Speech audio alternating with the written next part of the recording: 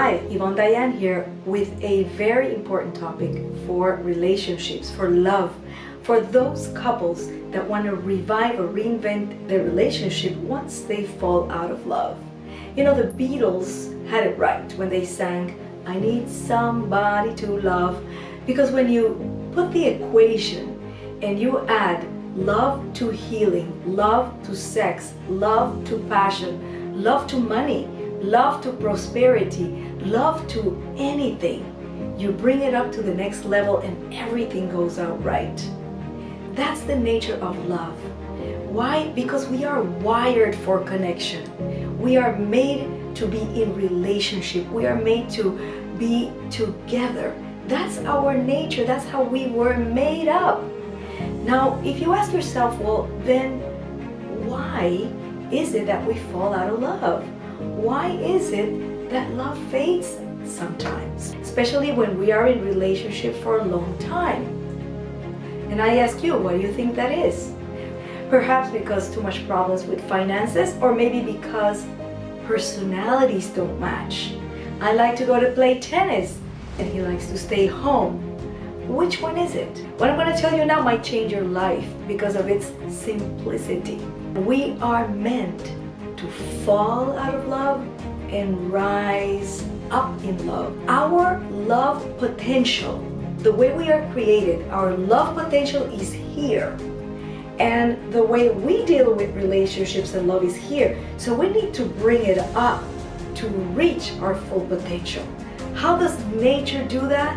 Well, we fall out of love because we have the capacity to pull ourselves up in relationships. Most people are not aware of this, and that's why they jump ship in the first trouble they get. If you integrate what I'm saying now and you start expecting for things to happen, you're going to be more prepared to deal with them in a way that doesn't fault you, that you don't beat yourself up every time you have a disagreement or every time you have a fallout of the relationship.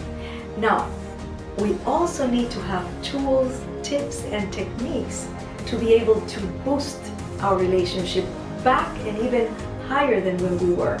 And that's what I'm going to give you next.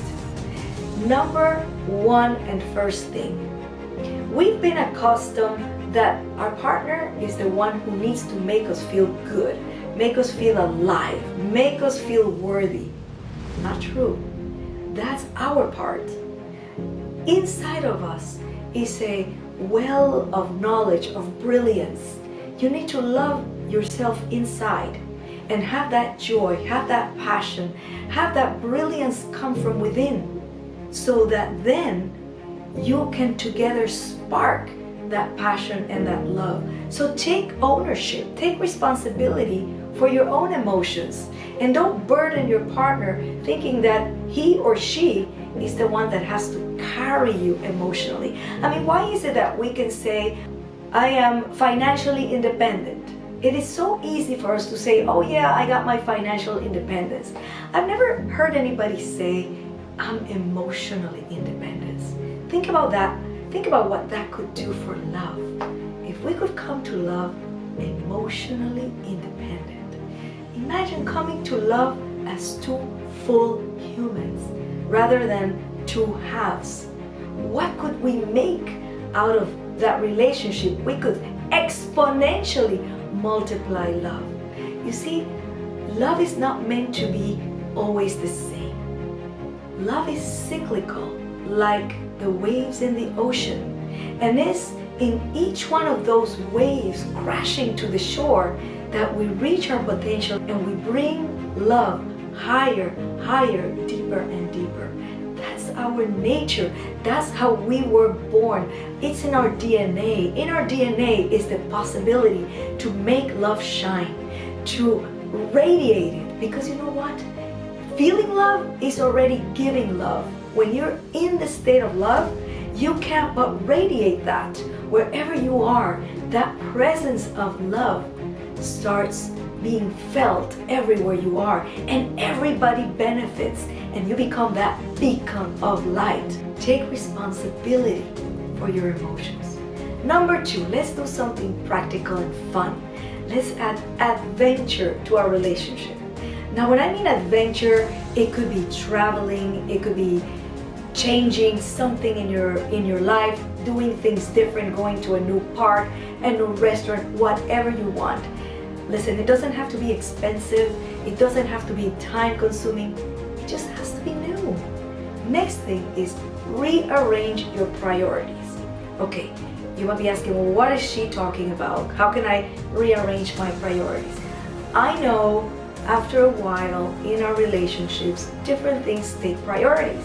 Right now, for me, the priority is sharing my message. For other people, their priorities are their kids. Other people are working in their financial aspect, their prosperity. Everybody has their priorities different. If you want to reinvent your relationship, you want to bring back the spark, you want to revive it, you want to bring joy into it, rearrange those priorities. And you know what you make your first priority? Intimacy. Get back with your significant other. Show them love. Have intimate moments. Just really take time to make that intimacy and that connection like it was before you got together. When you think about the way you were before, it comes back to you. Everything was new. You were eager to see them. You were eager to see what they thought about you. You dressed up the part. Take back some of that spark and just put it into your relationship now. Next is every one of us is being hurt in some sort of relationship. We've been judged. We've been disillusioned. We've been frustrated. We've all been through that.